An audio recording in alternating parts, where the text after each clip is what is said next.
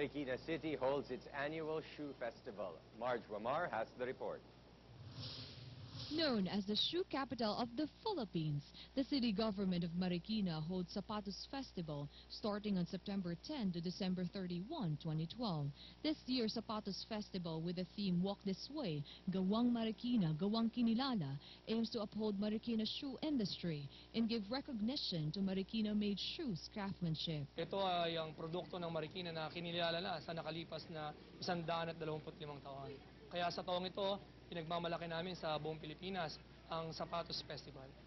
Sa loob ng 3 buwan at kalahati, meron tayong shoe sale. Humigit kumulang 30% discount ang binibigay ng 42 shoemakers na nandito. At pagdating na mismo ng Festival Week, isang linggo yan mula November 12 to 16, maraming mga kakaibang gimmick ang aming inihahanda para sa ating mga kababayan.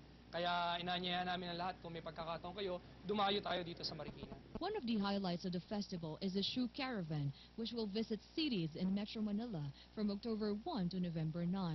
Quality yet reasonable price shoes are also on display at Patio de Zapateros in Barangay San Roque. Punta kayo dito sa amin sa Marikina para naman kayo makabili ng mga factory price na sapatos.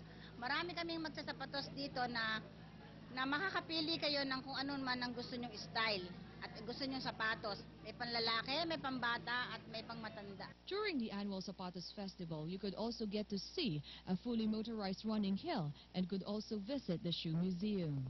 The museum holds shoes of several famous people, including a pair of shoes from each president of the Philippines, celebrities, ambassadors, and political figures. The main bulk of shoes on display was contributed by former First Lady Imelda Marcos, who has 749 pairs.